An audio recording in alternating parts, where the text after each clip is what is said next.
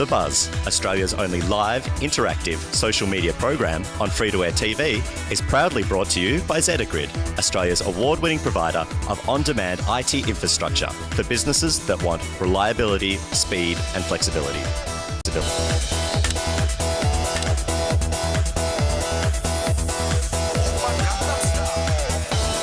Actually haven't even opened the lid of my laptop.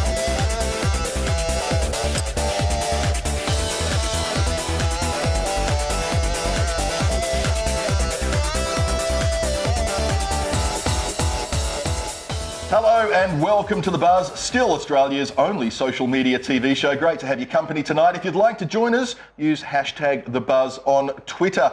This is my co-host, Paul Cook. Oh, no. Oh, hello. This one here. Yeah. Look, it'll be a sad day when there's another social media TV show because I really like the fact that we're the first and the only one at the moment. And still the only one. But Candace has decided that she's going to divorce me and Paul, and so we thought we'd get someone even more attractive to replace her. Ladies and gentlemen, I introduce to you Aaron Pitt. How are you going, guys? No, it's not what you said off camera, guys. I appreciate the look. Look at me, just back from Bali. Damn. Yeah, not quite as pretty as Candace. That was nice of you to come back, especially from Bali too, to be on the show, Aaron. That's commitment for you. Yes, it is indeed. Folks, we'd also like to make a shout out to Zetagrid, who's our sponsor for the Buzz and world's best internet service provider. Check them out online for yourself. Now, MasterChef has decided that they're going to be extremely sexist. Here is a film clip that appears to be from the 1950s. The average woman cooks 1,000 meals a year. Men can't compete with that. If you look at all the top chefs in the world, they have one thing in common. They're all men. Women are better at presentation. We're used to grooming ourselves. When a man puts his mind to a job, it always turns out better. Men should really stick to barbecues. You know, the simple stuff. Men have better focus. Better knife skill. Physically, we're better in the kitchen. Men are a one-trick pony. They have one dish they're good at. That's it. Paul, is that controversy bait? Is that deliberately, set up to make us angry? I think that the real truth lies in the fact the IQ of the average MasterChef watcher will find that funny and appealing and light-hearted. Right. And I think that's probably got more to do with it. I would say they've just gone for lowest common denominator. Is that trash. sexist or is it humour? Well, I don't know. Did you find it funny? Not really, no, but I could see the stereotypes Well, that they were playing up to. it's just stereotypes. I mean, if they got on, all they needed was a gay guy coming on and going, and I'm really good at doing souffle, and that would have just completed the whole thing. Yeah. It's really... I do hear you, but at the same time, I don't know how different everybody else's lives are out there, but in my world, most of the families that I know of, it is the wife that does the bulk of the cooking and the blokes that go out to work. I would much rather stay home and cook and let the missus go out to work. But believe you me, after 10 years of trying, she still wants to stay home. I'd say it's generally because they're just smarter. That's why they're there. I'm inclined to agree, most definitely. All right, now, the Australian... Is that another stereotype? Well, very much so. The Australian Christian Lobby, it appears that they have forgotten to, register all of the domain names that they probably should have. So AustralianChristianLobby.org now actually goes somewhere completely different to what they would want it to go. If you take a look at my iPad at the moment, you'll see a cat hovering above a rainbow where it says ACL. It's the Australian Cat Ladies. They've managed to register somebody else's domain name. Well, what they were doing was apparently taking a bit of a bus journey, these particular ladies who are feminists, a trio of feminists, and on the bus discussed how much they disliked the Australian Christian Lobby and their views, and decided to start up a site using the acronym ACL. They couldn't use that, obviously, but they were amazed to find that AustralianChristianLobby.org wasn't being taken. So they took that, and apart from a couple of emails from a couple of people calling them godless, it's been quite successful. I think it's actually quite funny, really, isn't it? And I think it's one of those things that if you do run a business, keep in mind you don't just want to be registering the domain name specifically for your business, but any smaller variations as well. They're not expensive these days, and it could save you from some humiliation like this. I thought it was illegal to sit on a website. There is such a thing as domain squatting, but that's actually a big business out there at the moment. It's a lot harder to do in Australia with .com domains because you've got to have the business name. Yeah. But if you just go for a .org or a .com, there's not really much anybody can do. So mainly because this is .org and it's not a .com or a .com.au, then therefore the game's a little different. It's been registered overseas, so Australian rules really don't apply. All right, time for us to break in our new beauty. Here's Aaron. Oh, here you go, guys. You know everything about smartphone. There's a big war. Who's got the best phone? Apple, Samsung, and Nokia, all the ones out there. But the guys in Canada, a Canada phone company has come up with a phone that actually moves when you text or ring. What do you mean by moves, Aaron? Well, it actually flexes. So what they're working... flexes? It flexes. So if you get a call from your girlfriend, it can let you know just by moving. That's quite incredible. So what, it sort of... It folds up like a Dorito chip? It does fold up. It actually, well, it moves. If you Google it and have a look at it, they're working on the fact that, say it's in your pocket, so you wouldn't want to have it in your front pocket if your ex-girlfriend's calling. Get hold of the ghoulies and let you know she doesn't like you anymore. What? But basically, it actually moves. It flexes and tells you that someone's ringing or sending you a text. Unless it's incredible. You're blind, or guess maybe deaf, what would be the point? Oh, look, I think it's probably just the start of something, really, isn't it? I mean, it's... To what? So when your phone's ringing, it's going to leap up and attack you. My phone's ringing. It could bounce on the table, couldn't it? Although they tend to do that with these excessive vibrate modes already. You couldn't want a flat battery, would you guys? You know, like my battery went short. Sorry, I didn't get hard enough for you. Think about that. Think about that. If you have a look on my iPad at the moment, it's got some vision of what the phone is likely to look like. There you go. See it bending?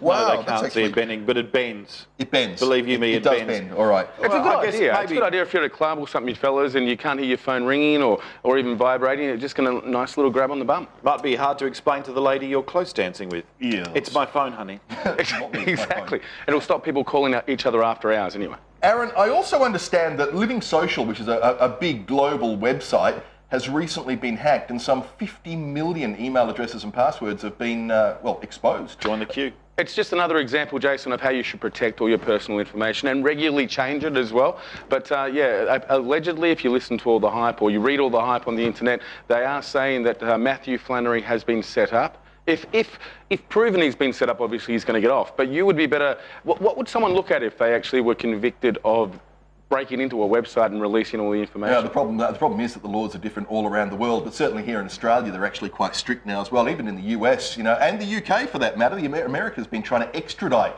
some people for doing hacking. But Aaron, when it comes to something like this, would you have a particular recommendation about how we can actually deal with the fact that our details may have been revealed? Well, I think what you should do straight away, if you are part of Living Social, it's Living LovSec. You should jump on and you should change your password to everything. But you should be really changing your password to everything regularly anyway, shouldn't you? That's a great idea, yeah, absolutely. So if you are one of these people that tends to use the same password on every website that you visit, now is the time not only to change that password, but also to make sure that you've got a different password on every single site that you log into. Just quickly on this, did they announce that they'd hacked, or were they found out to have hacked? I believe they announced it. But it's one of those things where if they don't announce it, it'll get revealed anyway, because the baddies actually upload the information onto sites like pastebin.com. Well, my thing is that they're announcing it and they're uploading it. So they're saying, hey, we hacked into your account, look what we've done. And this happened with some of the other sites last year.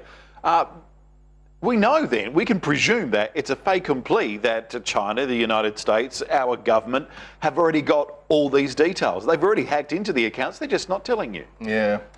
All right, now this is The Buzz, and that means that we like our cat videos. And this one is dedicated to our previous director on the show, Simon Heidzig.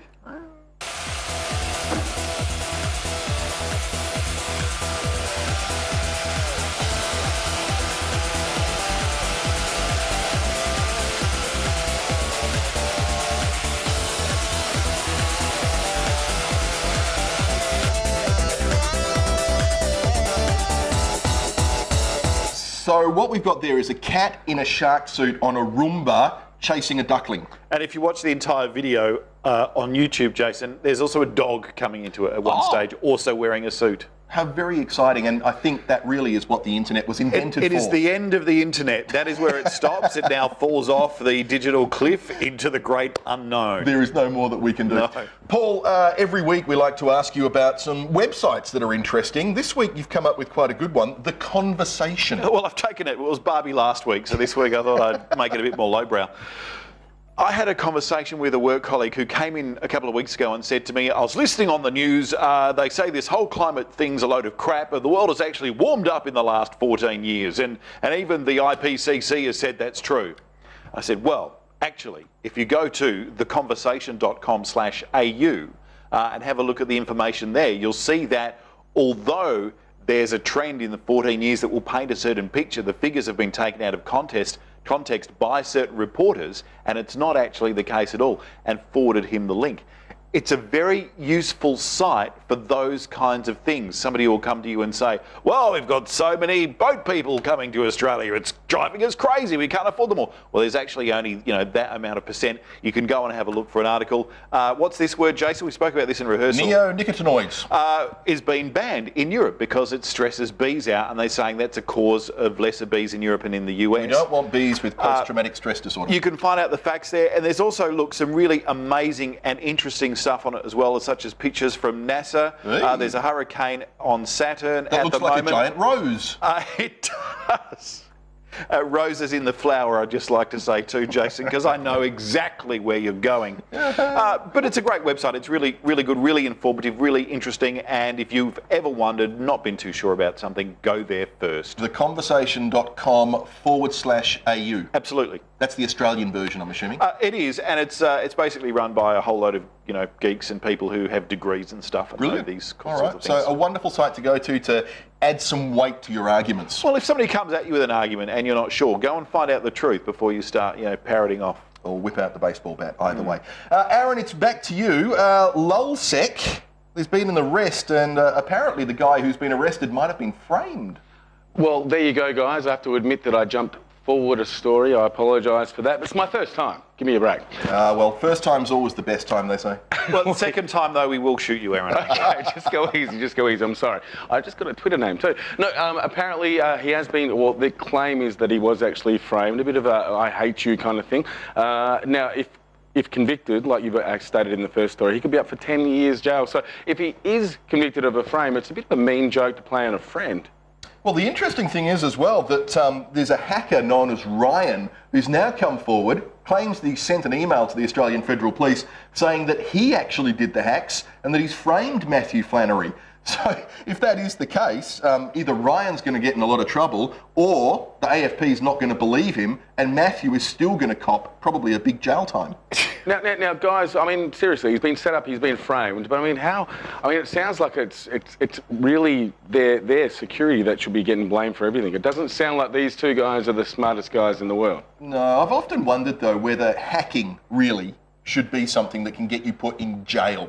Well, I mean, it's playing, really, isn't it? But the argument is, it's like white-collar crime. I mean, if it's not an offence where you can be penalised by, then people can just hack anything, anytime, and do anything, which can cost people a lot of money. Imagine your doctor's records getting hacked into by some fool. Well, the world's changed a lot since sort of the late 1980s, early 1990s, when every man and his dog was doing lots of hacking. But guys, is the responsibility on the hacker or the hackee? That's a very good point. There you go. If you don't keep your stuff secure, is it your own bloody fault? Yeah, I think that should be blaming them. Now, when you go out, Jace, I've seen you out. When you go out at night time, I'm sure you get annoyed by the odd bird. Oh, yeah, by the occasional bird, okay. Yeah. Okay, well, check out what this bird was doing to an innocent bystander walking along the street. I'm sure you can relate.